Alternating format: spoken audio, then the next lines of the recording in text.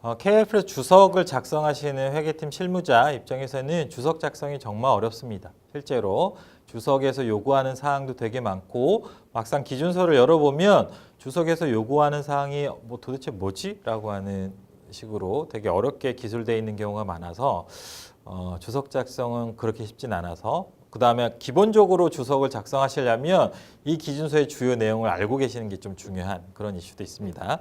그래서 주석 작성 관련해서 몇 가지 보통 회계사들도 그렇고 아니면 조금 잘 트레이닝된 회사들도 그렇고 활용하는 활용 가이드를 조금 설명을 드리면 첫 번째는 IFRS가 2011년에 대한민국에 도입이 되고 나서 회사들의 사업보고서에 공시된 첨부된 감사보고서를 보니 주석 작성이 예전보다 상당히 미흡하더라. 라고 해서 금융감독원에서 2013년부터 기준서의 주석 공시사항은 있긴 하지만 조금 작성자 측면의 편의를 도모하기 위해서 모범 사례라는 걸 발표했습니다. 2013년에 특수관계자 주석 공시가 좀 어려움이 있는 것 같으니 그때 첫 번째로 특수관계자 주석 공시할 때는 이렇게 하세요라고 하는 모범 사례를 발표했죠. 그래서 2013년에 특수관계자 주석 공시, 두 번째는 타 기업에 대한 지분의 공시, 우리 회사가 보유하고 있는 관계기업 종속기업에 대한 주석 공시를 어떻게 해야 되지? 라고 하는 거고요. 그 다음에 금융상품과 관련해서 공정가치 측정 주석 공시, 우리가 알고 있는 수준 1, 수준 2, 수준 3, 수준 2는 어떻게 추가적으로 가치평가 기법과 투입 변수를 공시하고 수준 3은 그거 이외에도 민감도 분석, 수준 3, 기초 증가감수 기말을 어떻게 공시해야 될지 그리고 기준서 주석 공시 사항 중에 나와 있는 공정가치로 측정되지는 않으나 공정가치가 공시되는 자산과 부채는 어떤 식으로 주석에 공시해야 되는지 이런 내용들에 대한 모범 사례가 2014년에 나왔고요. 그다음에 금융자산의 양도, 매출채권을 금융기관을 통해서 할인하거나 수출채권을 금융기관을 통해서 내고하는 경우에 이 매출채권의 할인, 이 거래는 매출채권의 위험이 제거되지 않았기 때문에 양도한 게 아니고 담보 제공하고 금융기관에 차입한 거다라고 보는 금융자산의 양도에 대한 주석 공시 사항이 모범 사례로 나왔습니다. 이렇게 네 가지 주석 공시 사항을 유지하다가 최근에 2016년에 아주 큰 기준서의 제정이 있었죠. 그래서 IFRS 1115 수익인식 기준, IFRS 1195 금융상품 기준서, 그리고 2019년부터 적용 예정인 IFRS 1116호 리스 기준서, 이들도 새로운 기준서의 적용으로 인한 주석 공시 사항이 특히 주석 공시 도입 현황에 대한 주석도 공시해야 돼서 이 부분에 대한 주석 공시 사항도 금융감독원이 모범 사례로 냈습니다. 그래서 아까 말씀드린 4개와 수익인식 1115, 금융상품 1195, 그리고 1116호 리스 뿐만이 아니라 2018년에 최근에 제약바이오 회사를 중심으로 해서 여러 가지 논의가 되고 있는 개발비의 회계 처리도 이슈고요. 추가적으로 그 개발비에 대한 주석 공시 사항도 사회적인 관심이 너무 많고 회사의 판단에도 여러 가지 어려움이 있어서 여기에 대해서 추가적으로 모범 사례를 냈습니다.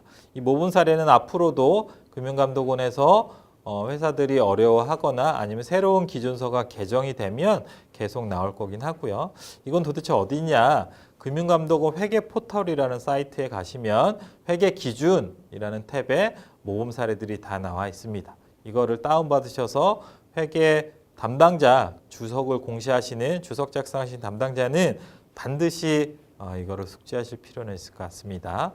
두 번째는 금융감독원이 재무제표에 대해서 감리를 통해서 주로 지적하고 있는 사례가 어떤 거냐. 금융감독원은 매번 감리 지적이 되면 증선위의 의결을 거쳐서 보도자료, A사에 대한 감리 결과, 조치사항이 이런 게 있었습니다. A사는 당기순이익을 이러이러한 회계처리 오류로 인해서 과대계상했습니다. 이런 것들을 공시를 하는데 1년에 한 번씩 감리 지적 사례를 모아서 약간 모음집 이런 식으로 공시를 합니다. 그래서 최근에 금융감독원의 주요 감리 지적 사례를 보면 주석만 말씀드리면 주석은 예전에는 되게 다양했는데요. 지금은 특히 보통 우리가 얘기하는 단골이라고 하는 두 가지 토픽이 존재하는 거죠. 첫 번째는 특수관계자와의 거래에 대한 주석 공시 사항이 지적 사항이 가장 많았습니다. 그리고 두 번째는 지급보증, 특수관계자 이건 제3자 이건 지급 보증, 그리고 담보 제공 이거는 지급 보증을 주거나 받거나 담보 제공을 주거나 받거나 마찬가지입니다. 이것들은 재무제표에서 차지하는 비중도 크고요. 추가적으로 뭐 재추측이긴 하지만 이 주석사항은 지적 사례를 지적을 하기가 상대적으로 찾아내기가 쉽죠. 예를 들어서 특수관계자 주석은 IFRS 기준서에 나의 특수관계자는 상대방도 나와의 특수관계자이기 때문에 만약에 우리 회사가 A라는 특수관계자의 매출이 100이다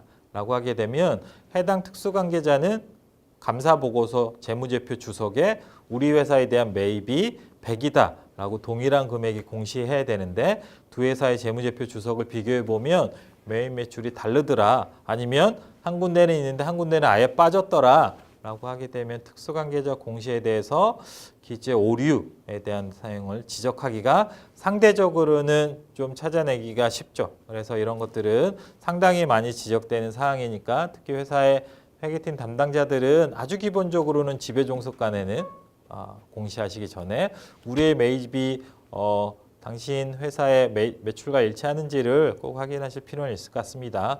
또한 지급보증 담보제공은 은행조에서 또는 감사인이 감사 절차에서 진구하고 있는 은행연합회 자료를 통해서 지급보증 담보제공 확인할 수 있고요. 그 다음에 토지건물 등기부 등본에 갖고 말고 을구에서 채권 채무액으로 확인할 수 있기 때문에 이런 것들은 회사의 주석 작성하는 사람 입장에서는 특히 유의하실 필요가 있겠습니다. 그래서 해마다 금융감독원 감리 지적 사례는 지속적으로 발표되고 있기 때문에 당기손익, 자산부채 아니면 계정분류 오류뿐만 아니라 주석이 어떤 게 오류로 지적되고 있는지는 계속 체크를 하실 필요가 있을 것 같고요.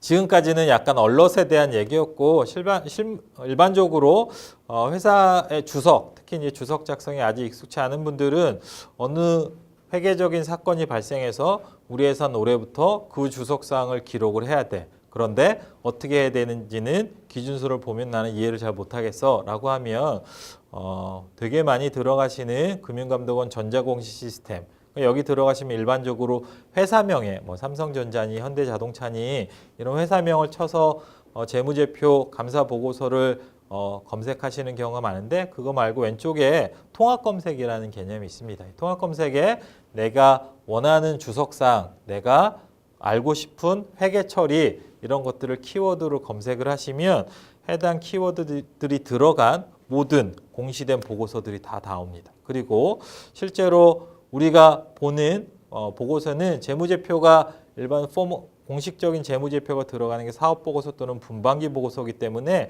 검색의 조건을 좀 좁혀보면 실제로 재무제표 주석에 공시된 예를 들어서 저는 아까 말씀드린 장기 근속자에 대한 포상을 얘기하고 있는 기타 장기 종업원 급여 이걸 어떻게 회계 처리하고 있으며 이걸 어떻게 주석에 공시하고 있는지를 보여주는 주석이 너무 궁금하다라고 하면 이 키워드 검색을 통해서 이 회사들은 이렇게 주석을 공시하고 있구나. 이게 베스트 프랙티스일 수 있겠구나 라고 하는 걸 이해하시면 재무제표 작성하시는 데도 그렇고요. 주석을 공부하시는 데도 그렇고 상당히 도움이 많이 되지 않을까 이렇게 생각을 합니다. 여기까지 주석 공시 관련된 활용 가이드에 대해서 설명을 드렸습니다.